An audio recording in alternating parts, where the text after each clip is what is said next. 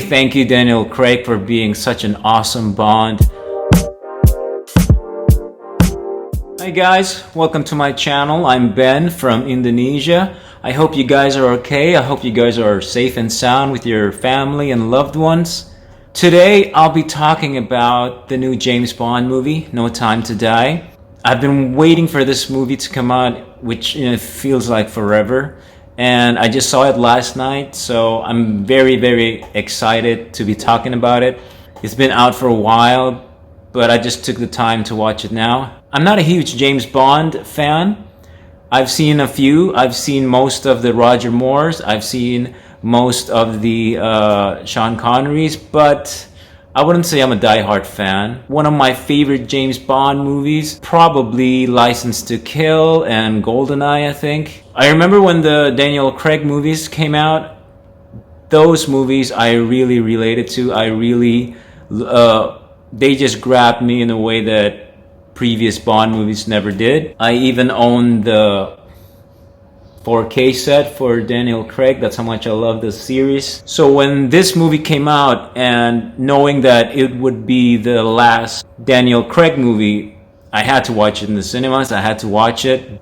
So I finally saw the movie last night, and I'm very excited about it. I love it so much. It's also bittersweet because this is the first James Bond movie where I felt so emotional. I felt so, when you watch a Bond movie, you want to feel excited. You want to feel like you're on a ride, an adventure, an action movie. But surprisingly, this movie, which is the last outing for Daniel Craig as Bond, it has so many emotional punches that caught me off guard. By the end of the movie, when the credits rolled, I was choked up. Definitely choking up. And I just want to say thank you, Daniel Craig, for being such an awesome Bond. I love his performance. I love everything about the film. It made me really happy. I'm happy to have seen it. I'm happy that I saw it in the big screen because I already pre-ordered the 4K, but now that it's playing in the cinemas, I just thought, you know what, I have to watch it. So No Time to Die, basically James Bond comes out of retirement.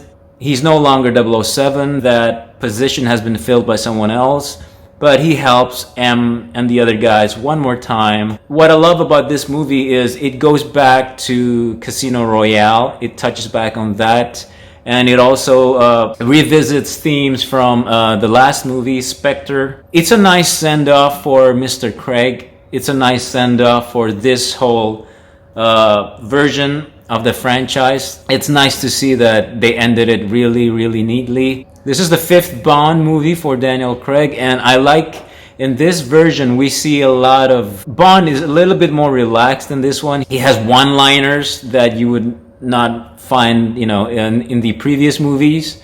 There's a lot more comedy in this one, which is weird because there's a lot of things that are sad and dramatic, but there's also a lot more comedy in this one, which I did not expect.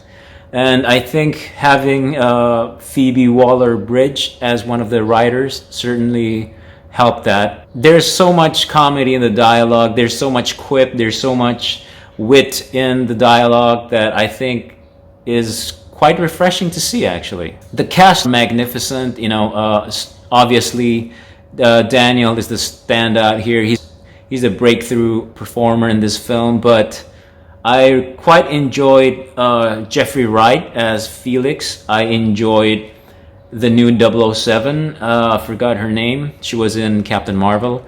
And Rami Malek, he's okay. I'm not gonna lie. I mean, I wish they had a more interesting villain, but I guess he'll suffice. If I have to be honest, it's very generic. He's for sure intimidating. He's for sure, when you put him against all the other Bond villains, he fits in there perfectly. I just wish that the villain would be a little bit more memorable than what Rami Malek gave. Which is not to say it's his fault, because it's the writing's fault, because they made the character a little bland, a little, one-dimensional, and the plan is never really clear what he wants to do. I was one of those guys that sort of secretly preferred that Blofeld would be the main character, Christoph Waltz's character.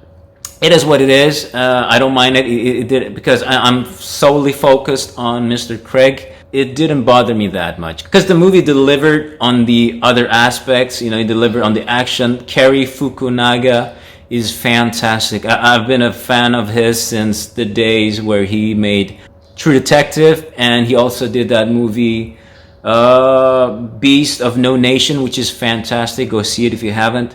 Being the first American to direct a Bond movie, I was a little bit skeptical, to be honest, but thankfully he delivered. The movie is fantastic. There are so many action scenes, set pieces that are so well executed. It's pure brilliance. I just love it. It's funny because a few weeks ago I had just seen Fast 9, and oh my god, you know, after having seen that movie and then watching this movie, I don't know, I just felt like a big relief. I had a big sigh, like, oh yes, this is what action movie is supposed to be, because that movie was so over the top and ludicrous, and it's a cartoon. So when I watch this film, I feel like, oh yes, thank you, give me this sort of action again. And I'm also waiting for the next Mission Impossible movie. So Cary Fukunaga does his job brilliantly. I love him, and the score is good because, you know, it's Hans Zimmer. Even though some parts of the score reminded me of The Dark Knight, especially The Dark Knight Rises. I think some music or some scores, some cues certainly had that same feel as one of those Batman movies, but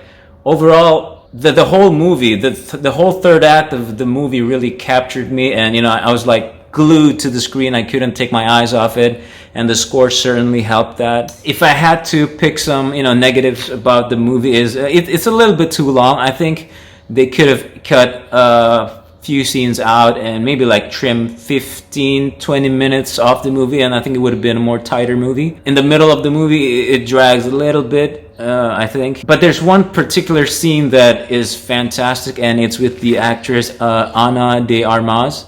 She had a brief part, but her part is amazing. Her scenes are just breathtaking. I want to see more of her, and she proves that, you know, she's this cool femme fatale character, and she's amazing. Seeing her move around with Daniel, fantastic. She was brilliant, and I'm sad that she was in for such a small part of the movie.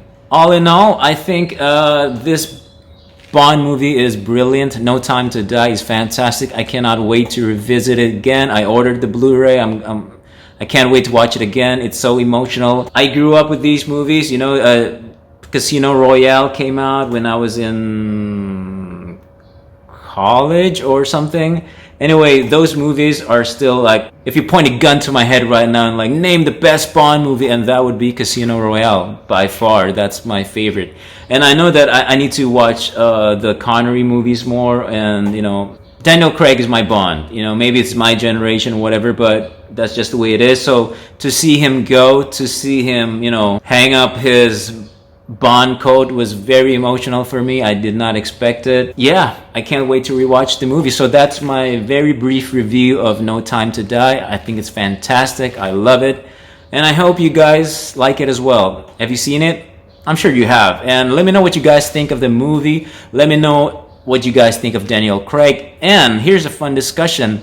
Who do you guys think should be the next Bond? Should it be someone famous? You know, whenever I see the casting news, there's always a few names, you know, that keeps popping up, and that's Henry Cavill, that's Tom Hardy, that's Tom Hiddleston. But what do you guys think? If you ask me personally, I would rather have an unknown. So when I see him as Bond, I won't think of him as, you know, Venom. I won't think of him as Superman or Loki or whatever. I just want to see him as Bond. That's how I felt with Daniel Craig. I remember seeing Daniel Craig first time in Casino Royale, and I'm like, you know what? That's Bond. So if you ask me, I want a complete unknown to replace Mr. Craig, but he's got huge shoes to fill because Daniel Craig was amazing. He came out where the spy movies had already changed. You know, the landscape had changed. The Bourne movies had come out. You know, he had to follow the times. He had to compete with Bourne, and he had to readjust himself. Then that's the Bond version that I love. That's it. We've seen Craig. He's done 5 amazing movies, and I want to say thank you, Daniel Craig. Let's see what the next Bond does. I hope it's going to be great. So guys, thank you so much for watching. I hope you enjoyed this video. If you like this video, please don't forget to subscribe and share and comment and like this video. My name is Ben. Thank you for watching, and I'll see you next time. Bye-bye.